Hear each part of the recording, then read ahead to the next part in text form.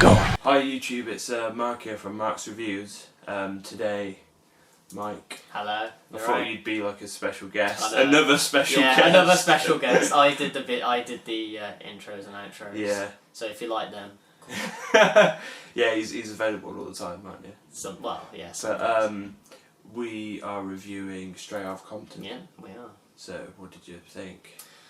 Well, being a huge... I mean, we saw this like a month ago. Yeah, this is a bit delayed. Sort of just came out of the blue. Because obviously we live, we don't live far away from each other. No, but it's like, definitely not just awkward. a walk away. Yeah, exactly. So I thought we'd do it now. Yeah. This was like a last minute thing. Yeah, he literally was like, as I'm coming down to you, shall we just do this? And I was like, okay, sure. Yeah. We'll do that then. But, sure. Yeah. So what did I think? Being a fan of like the era that it was set in, like NWA and Dr. Dre and all that sort of stuff. I mean, I didn't expect it to be as good as what it was. I mean, I knew it was going to be good, but I didn't know it was going to be as good as it actually was. Yeah. Like, I thought F. Gary Gray did an amazing job. But obviously, the actors that are in it are played by their. Well, one is Ice Cube. One is, only Ice Cube is played by his son. The other ones they actually got like other actors in, but he still trained quite a lot to be to play as Ice Cube. Basically. Yeah. But because obviously as the film goes on, it's through different periods in their career. Periods. Yeah. So it starts off in is it like late 80s? Is it? I think so. Yeah, like mid 80s. Yeah, because the actual album was released in like the late 80s, if I remember correctly. But yeah, it was only Ice Cube. It was only Ice Cube who was played by his actual son. But all the other actors that are playing, you've got Eazy-E, you've got Dr. Dre, you got MC Ren and DJ Ella, but they're only in it very small. It's mainly about Eazy-E, Dr. Dre, and Ice Cube. Those are like the three main ones who are in it. And then you've got the producer who's played by Paul Giamatti, who I thought was really good. Yeah, he was really good in it. I mean, he's a good actor anyway, but he's even better in this, I think. Cause it was kind of weird seeing him in a film like this, but he definitely did a really good job on it. Yeah. The soundtrack is going to be amazing. Oh because it's got NWA. Yeah, it's got obviously the classics. It shows you how. If anyone doesn't know who NWA is, they were like a. A little history, And NWA consists of Dr. Dre, Ice Cube, Eazy-E, MC Ren, and DJ Ella. Those are like the main 5 core members. Yeah. And they started again in like the late 80s, mid to late 80s. And they rose to fame when they released their debut album, Straight Outta Compton, which... Yeah. The reason why it was so big was because it had songs like F the Police, which was a big like censorship problem. They actually, which you see in the film, they actually get a warning from the FBI. Yeah, they actually tell them before the gig, don't they? Yeah. Like, if you play this song, we're going to arrest all of you. And so that's the reason why they were so prominent for like black culture, was because they sort of like went against like discrimination from the police and stuff. But what was interesting was like when you actually saw black police being discriminative against them, which was quite an interesting concept. Like you wouldn't really think that, but I guess it happens because they're police and they just see them as gangsters. Exactly, who are just doing wrong. Even though they were literally just outside, just outside the studio. It's just the way they were treated, like the group. It's just disgusting, like what they did. Because obviously, like you just said, they just think about they're just gangsters and stuff, and it's just they're just really badly treated. Yeah, pretty much. And it's just that bit just made me really angry. Where Dr. Dre walked outside the studio, didn't he? Yeah, because that was sort of like. And the police turned up, and then they just told them to just get on the floor. And then obviously their manager came out and he was like, "What are you doing? These are these are artists. Yeah, these are mine. Yeah, sort of thing." But and that's sort of how they came to, and it sort of like briefly shows how they came to write F the Police. But yeah, like the only problem I had, if there was a problem I'd pick with the film, is that they gloss over the Eazy-E and Dr. Dre beef, because that's what they call it, beef. Yeah. Because like they show the argument, like they show how like the sort of feud between Ice Cube and the rest of them, but they gloss over, because after the second album, NWA, because they released 2 main albums. After the second main album, like Dr. Dre, he went on to create The Chronic, his debut album. And that had so many like FUs towards like Eazy-E and everyone else, and they just kind of gloss over it as if like nothing really happened. Like the only time you really see something is like Eazy-E, he's like stopping by, he stops at like a red light and he sees the billboard for like Dr. Dre's new album, The Chronic, and he just sort of nods and smiles. When I guess in real life, he may have been happy for him, but like a lot of the album was a big FU towards Eazy-E. And Eazy-E then made an album which was a big FU towards Dr. Dre. So it was just one big thing that they sort of glossed over, which was kind of annoying. But apparently, in the original cut, they did show some of that. So I think it's mainly just because they need to streamline it, and because there was already big arguments between Ice Cube. They might have thought it got a bit repetitive. So hopefully, if they bring out like a director's extended version or something. Because I think the original cut was like 3.5 hours, almost 4 hours or something. I mean, it is a long film. I mean, even without all those stuff, it is about 2.5 hours. But it's literally like it's weird because it doesn't feel that long at all. It's kind of like the Wolf of Wall. It's kind of like the Wolf of Wall Street. Like I can watch that film so many times, and even though it's like over 3 hours, it goes by so fast because so much happens. And like it's exactly like that, isn't it? There's loads of stuff happening, and you never get bored. It's always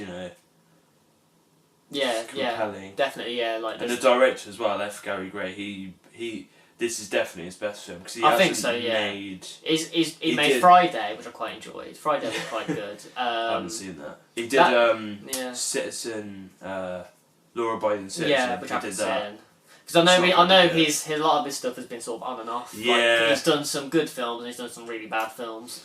So I haven't really. I think overall though, I think his films have been badly mixed to negative, but this one like instantly got pretty much praise, and hopefully the actors in it get an Oscar nomination. I hope so. I mean, I think I definitely want the guy who played Eazy-E, I think to get some recognition.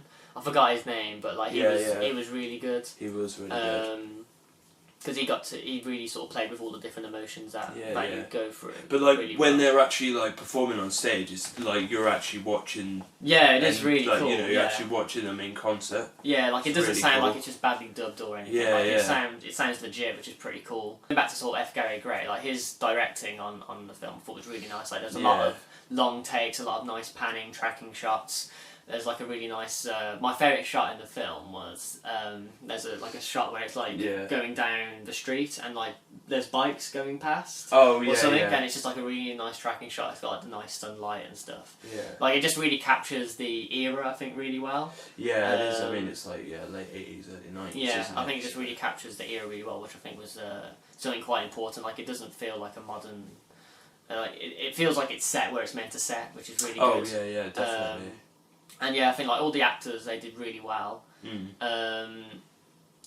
And like there's nothing. I wouldn't say there's anything bad about it. No, the only thing bad that I'd say, which I said previously, was that they just missed out certain aspects. I mean, like there was because apparently Dr. Dre he abused women, which wasn't touched on in it.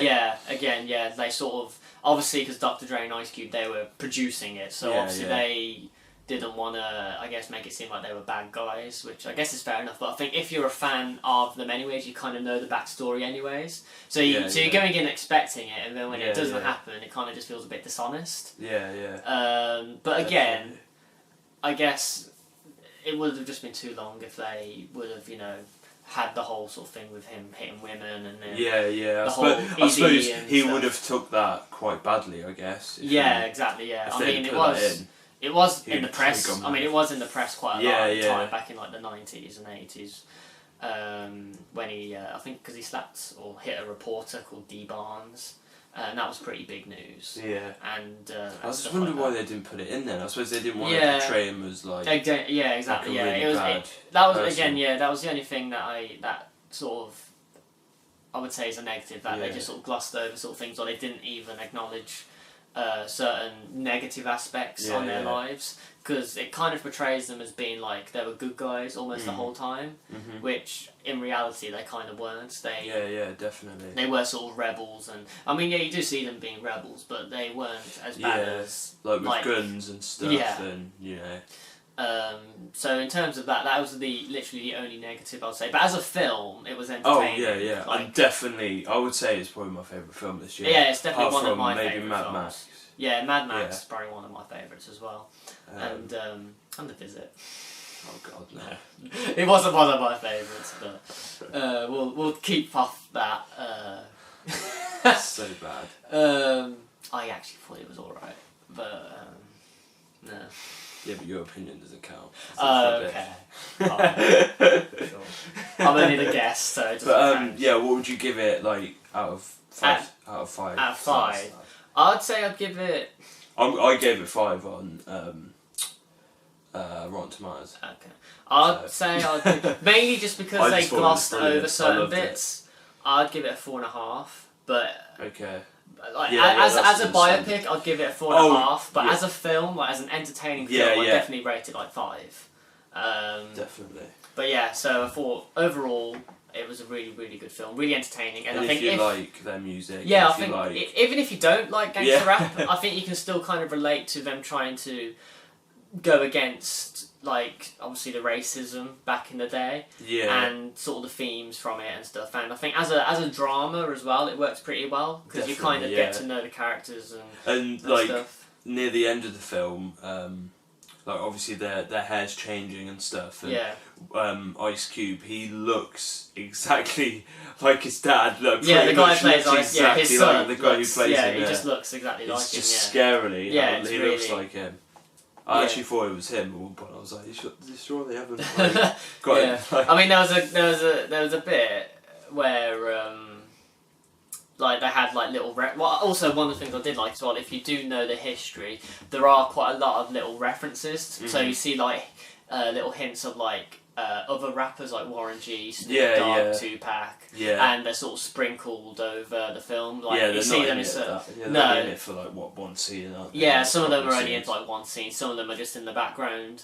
So I kind of like the attention to detail that they did put into it for fans. And the guy who played Tupac literally looked exactly like there's a guy who so weird. literally looked when he was in that booth in the studio. Yeah, I was like, oh my God, that's actually him. That was pretty insane. Obviously he's dead if anyone doesn't know. Well, or is he? Or is he? Yeah, it's a whole big conspiracy.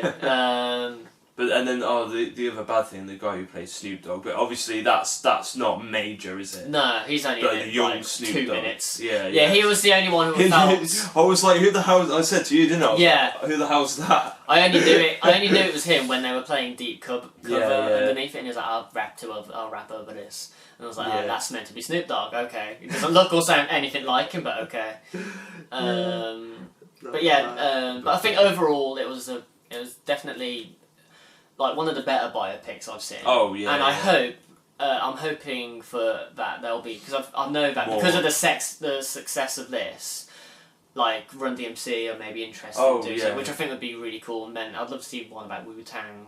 Yeah. So hopefully this will string some really interesting biopics from like some really good old school hip hop rappers. Hopefully, like directors like pick up other bands and stuff. Yeah. Because I think seeing the band. I think seeing like your favourite artists in a more personal light, it's something quite interesting because it allows you to really. When you listen back to like their albums, you can sort of relate to them a bit more and think like, what were they really going through during these stages? And overall, they glossed over some bits, but I think overall it was a really, really, really good film, and you should definitely watch it. Yeah. So that like concludes this this review. Yeah. There'll be one next week, even though I said last week there'll be one, but this was like a last minute thing. But I keep on forgetting to say like, comment and subscribe. I forgot at the end of the FIFA one, so like, comment and subscribe. And hopefully you've enjoyed this review this week. But bye. Roll my outro. Bye.